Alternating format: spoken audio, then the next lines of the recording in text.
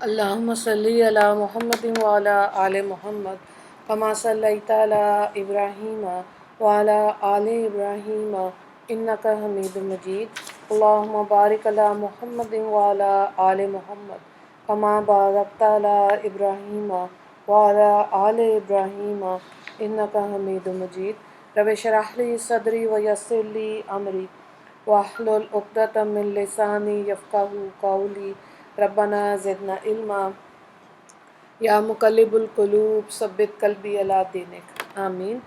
آج ہم حضرت ہود علیہ السلام کے بارے میں دیکھیں گے، اور ہماری سیریز جو چل رہی ہے سیرۃ الانبیاء، اور یہ مختصر سی سیریز ہے اور جو کہ بچوں کے لیے اور خواتین کے لیے انشاءاللہ فائدہ مند رہے گی۔ 3 سوالات ہیں۔ نمبر 1، حضرت ہود علیہ السلام کس قوم کی طرف نبی بنا کر بھیجے گئے؟ دوسرا سوال ہے قوم عاد کہاں آباد تھی؟ مختصر جائزہ لیں۔ تیسرا سوال ہے قوم عاد پر کون سا عذاب آیا؟ حضرت ہود علیہ السلام قوم عاد کے نبی تھے۔ عاد کا تعلق عرب کے پرانے قبیلے سامیہ سے تھا۔ عاد عربی کا لفظ ہے، اس کا مطلب ہے بلند اور مشہور۔ قوم عاد کو کہیں کہیں عمالقہ بھی کہا جاتا ہے۔ قوم عاد حضرت عیسیٰ علیہ السلام سے 2000 سال پہلے گزری۔ قرآن عظیم میں اس کو حضرت نوح علیہ السلام کے بعد آنے والی قوم کہا گیا۔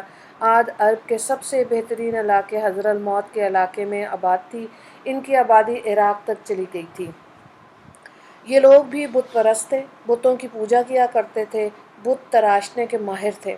ان کے جھوٹے معبود بھی حضرت نوح علیہ السلام کی قوم کے بت ود، سوا، یغوث، یعوق اور نصر ہی تھے۔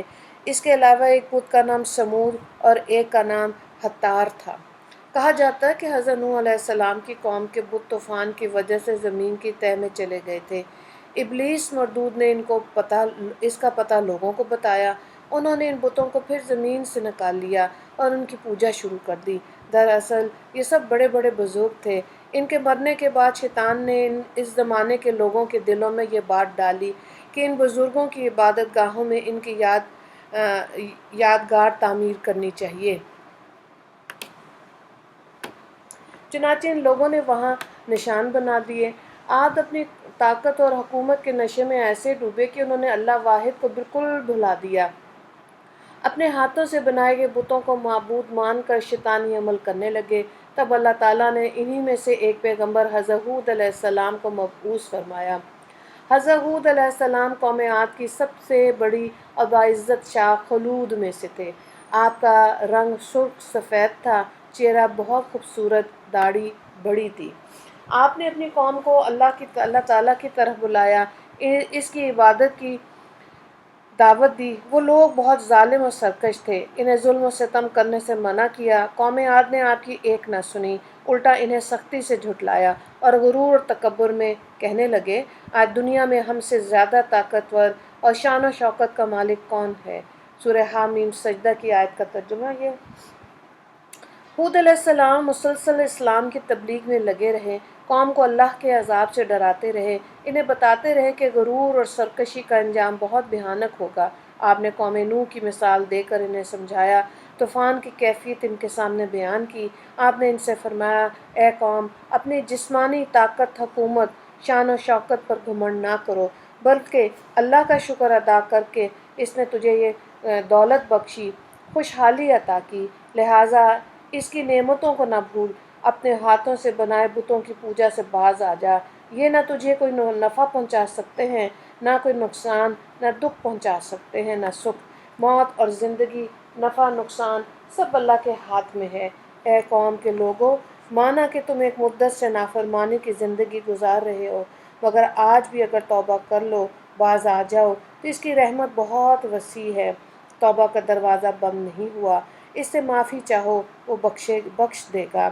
اس کی طرف لوٹ آؤ، وہ معاف کر دے گا۔ تقویٰ اور اطاعت کی زندگی گزارو، وہ تمہیں دن دگنی رات چوگنی ترقی عطا کرے گا، بہت عزت دے گا، مال و دولت میں اضافہ کرے گا۔ آپ انہی تبلیغ کرنے کے ساتھ ساتھ یہ بھی فرماتے، میں تم سے کسی اجر اور بدلے کا خواہش مند نہیں، میرا اجر تو اللہ ہی کے پاس ہے۔ یہ بات خاص طور پر انبیاء کرام سے متعلق ہے۔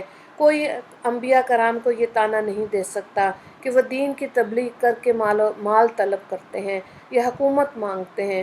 وہ تو نہ قوم سے دولت مانگتے ہیں، نہ ریاست، نہ عزت، نہ کوئی اور چیز۔ وہ تو صرف ایک ہی بات کہتے ہیں، یہ کہ ایک اللہ کی عبادت کرنے والے بن جاؤ۔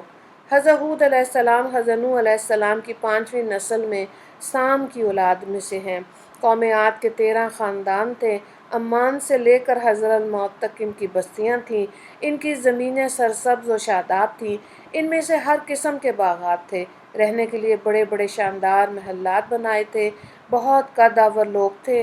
اللہ تعالیٰ نے دنیا کی ساری نعمتیں انہیں عطا کی تھیں۔ اپنی طاقت اور شان و شوکت کے نشے میں یہ لوگ کہنے لگے تھے، آج ہم سے زیادہ طاقتور کون ہے؟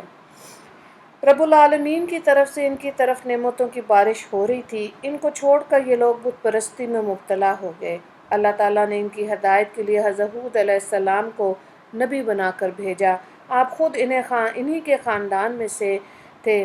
آپ نے بار بار انہیں ان الفاظ میں تبلیغ کی، اے میری قوم، بت پرستی چھوڑ دو، ایک اللہ کی عبادت کرو، عدل و انصاف سے کام لو، ظلم و ستم سے باز آ جاؤ۔ قوم عاد اپنی طاقت کے نشے میں مست تھی۔ اس نے بات نہ مانی۔ اس کے نتیجے میں اللہ رب العزت کی طرف سے ان پر پہلے عذاب کا آغاز ہوا۔ پہلا عذاب یہ تھا کہ 3 سال تک ان پر بارش نہ ہوئی۔ ان کی زمینیں خشک ہو کر ریگستان بن گئی اور باغات جل گئے۔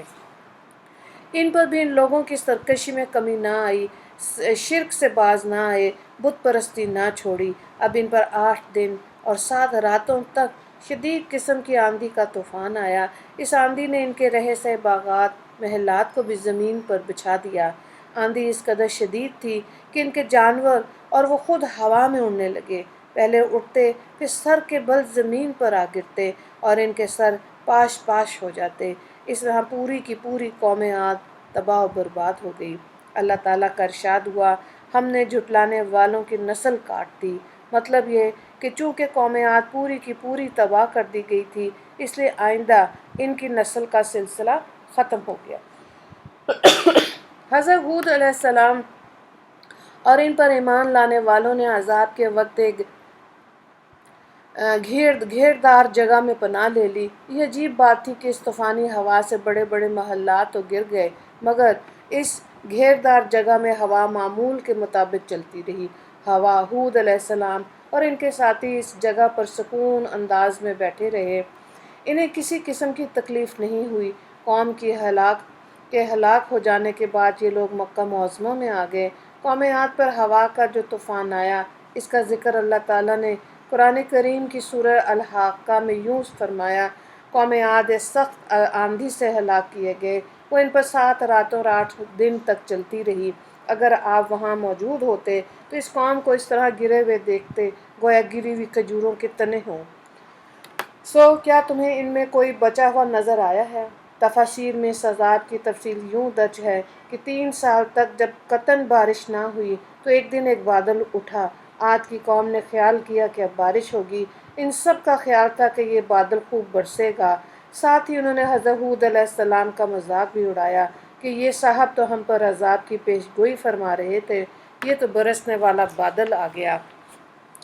اس پر حضرت ہود علیہ السلام نے فرمایا، یہ بادل نہیں، عذاب ہے۔ اب بھی وقت ہے، تم میری بات مان لو، اللہ تعالیٰ کی وحدانیت پر ایمان لے آؤ، بت پرستی سے باز آ جاؤ۔ انہوں نے کہا، بھلا اس بادل میں عذاب کیسا؟ ہود علیہ السلام نے فرمایا، اس میں آندھی اور طوفان ہے، اس میں ایسی ہوا چلے گی کہ تمہیں اور تمہارے مکانات کو نیست و نابود کر دے گی۔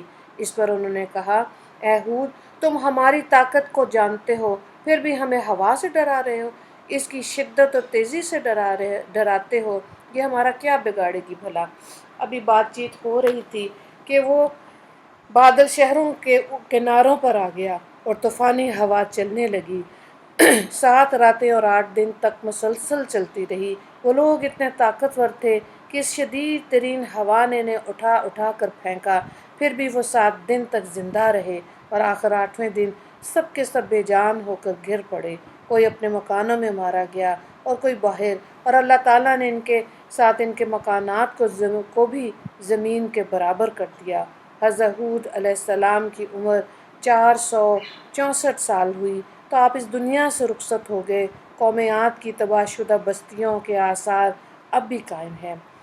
حضرت ہود علیہ السلام کا ذکر قرآن کریم میں ان صورتوں میں آیا: سورہ اعراف، سورہ توبہ، سورہ ہود، سورہ ابراہیم، سورہ حج، سورہ شعراء، سورہ عنکبوت، سورہ حامیم سجدہ، سورہ مومن، سورہ احقاف، سورہ قمر، سورہ نجم، سورہ الحاقہ اور سورہ فجر۔